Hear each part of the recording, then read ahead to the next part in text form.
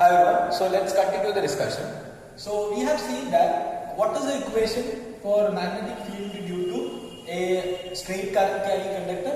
That is equal to B is equal to mu 0 I divided by 4 pi d into sine alpha plus sine beta. Do you remember what is alpha and beta? If this is the alpha and this will be like this is alpha and this is beta. Okay, like this. Here is alpha and beta. Okay, that we have seen. And then, my question is, what will be the magnetic field due to an infinitely long wire? The wire is infinitely long. Can we use this equation? Yes, we can use. Why? Because look at this. This is infinitely long. It is going to infinity, and this end is also going to infinity. Then we cannot draw an alpha beta over here. So we have to extend it like this to draw alpha beta. So how much is this angle? 90 degree. Okay, that is pure logical only and hypothetical, it's not practical. So we can say that this is 90 degree and this is also 90 degree. Okay, then sine 90 plus sine 90, 2. So 2 and 4 will get cancelled. So this one and this one will get cancelled. So there will be 2. So it will be mu 0 I divided by 2 pi d.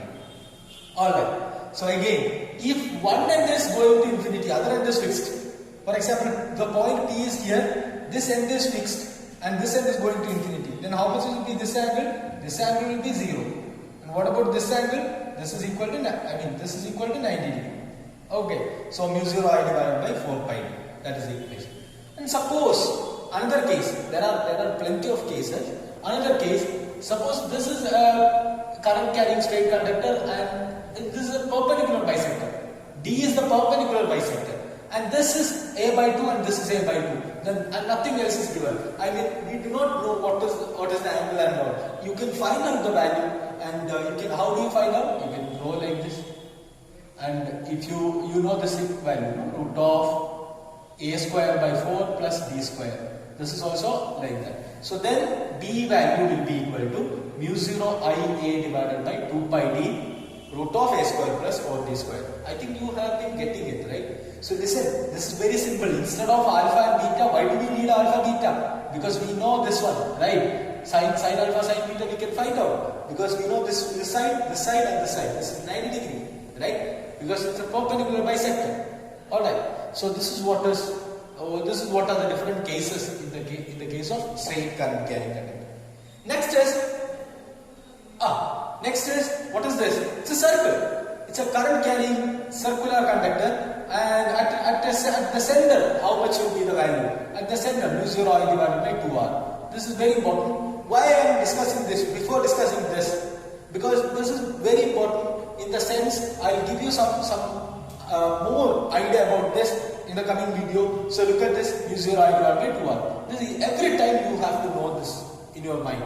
Every time it should be in your mind. Then from this equation we can make any other formula like that. We can make a half circle, quarter circle, or some arc, or whatever it is. Okay. Next is if it is an arc of making theta at the center, then what is the value? Mu 0 I divided by 2r into theta by 2 pi.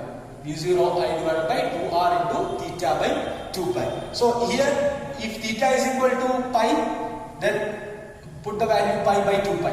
That is 1 by 2. That is mu 0 I by 4r. So a half circle, how much will be the half circle makes? The half circle makes a magnetic field mu 0 I by 2r at the center. Okay, and similarly quarter circle, you can find out. You can find out the portion of the circle.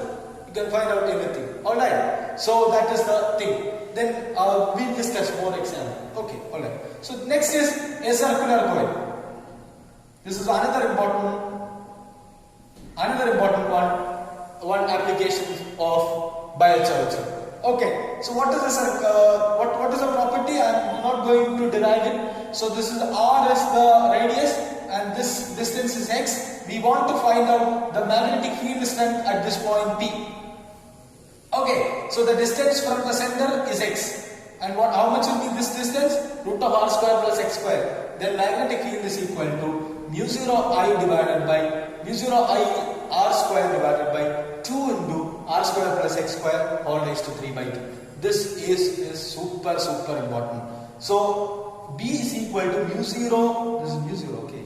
mu 0 I r square divided by 2 r square 2 into r square plus x square all raised to 3 by 2. So keep in your mind. And we have to discuss some more additional informations related to this one.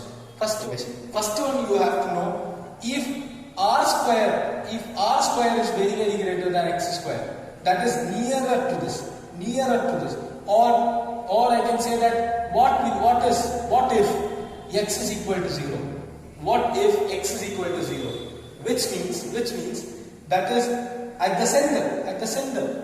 Okay, so I can say that r square plus x square is equal to r square. So r square the whole raised to 3 by 2, which is equal to r cube. R cube and r square will get cancelled. So it will be mu 0 I divided by 2r. Mu 0 I divided by 2r. That is the first one. Okay. Next, this case can be in the reverse also. If x is very greater than r, then this will be the case. Mu 0 I divided by 2, mu 0 I divided by r square divided by 2x cube. So which is equal to mu 0 I into pi r square divided by 2 pi x cube. This is equal to mu 0 m divided by 4 pi x cube. Alright, so that is the first case you have to understand. Like pi r square means area. Alright. So again, what would be the value at the center? B center is equal to mu 0 by 4 pi into 2 pi I divided by r. So that is mu 0 I by 2r. This is the maximum value of what?